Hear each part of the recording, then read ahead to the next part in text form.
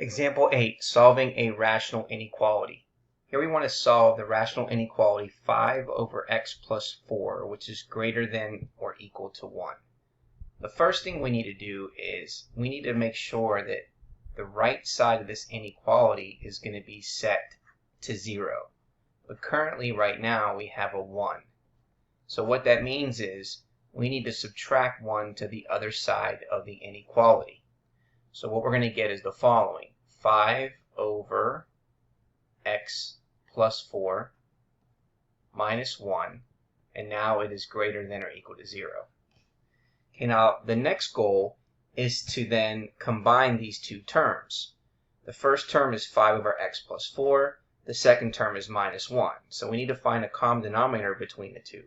Well, the denominator for the first term is x plus 4, and therefore the denominator for 1 would also be x plus 4.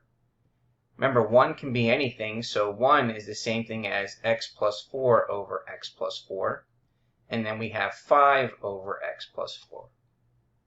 So now we can combine these two fractions. But keep in mind, you got to be very careful that you need to include parentheses around those two terms because you're going to have to distribute that sign. So what's going to happen is the following. We're going to have 5 minus 5, distributing the negative sign, minus x minus 4 over the common denominator of x plus 4. And that's greater than or equal to 0.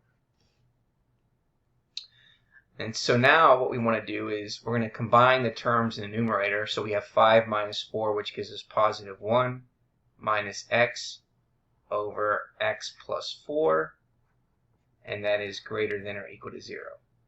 Okay? So now we can determine our testing points. And in order to do that, we need to look at the numerator and the denominator here. Now that it is set as an inequality where 0 is on the right side.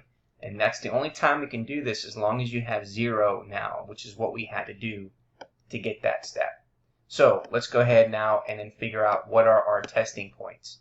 So to determine our testing points, we're going to take the numerator, which is 1 minus x. We're going to set that equal to 0. We're going to subtract 1 to both sides, so we have negative x, which is equal to negative 1. Divide both sides by negative 1, then x is equal to 1.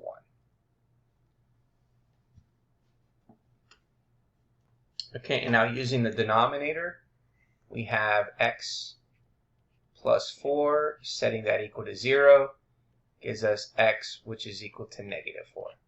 Okay, so what has that done? That's given us our testing points for this particular rational inequality. So now in step number 2, we're going to draw out our number line.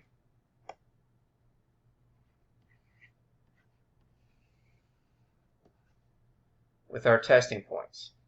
So we have a testing point at negative 4, another one at positive 1, and then we're going to create our regions by drawing our line up here and drawing a line at the other testing point. So we have region 1, region 2, and then region 3. Okay, now we got to be careful when we're actually now listing our intervals in our regions. So here we're going to go ahead and at negative 4, okay, even though this has a less than or equal to, there's a restriction because x plus 4 is in a denominator and x cannot equal 4. Excuse me, negative 4. Because negative 4 plus 4 is going to make it 0, which makes it undefined. So we cannot include that point. So we have to use a parenthesis here at negative 4, and we need to be careful about that. So now we're going to draw the rest of the interval. So that interval is going to go from negative infinity to negative 4. Likewise, in region number 2, we're going to use a parenthesis at negative 4. But at positive 1, because of the fact that this is greater than or equal to, now we can use that bracket at 1.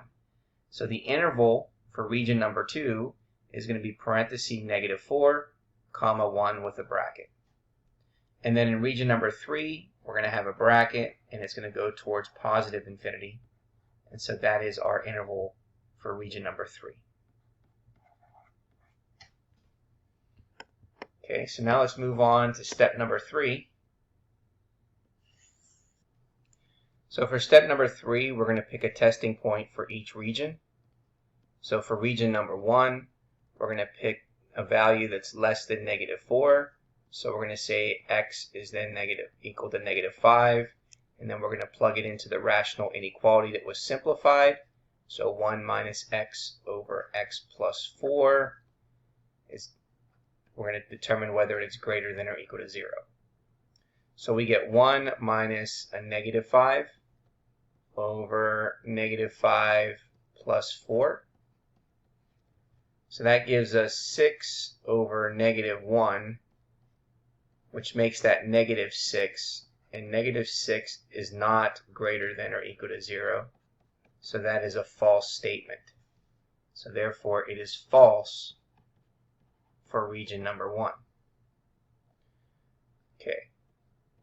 In region number 2, we can pick x equals 0 and then plug it into the rational inequality of 1 minus x over x plus 4 and determine whether it is greater than or equal to 0. So we have 1 minus 0 over 0 plus 4, and so we get 1/4, and that is greater than or equal to 0, and therefore that is a true statement. So therefore it's true for all values in region number 2. And then in region number 3, we can pick x to be equal to 2, and again we're going to plug it into the rational inequality of 1 minus x over x plus 4.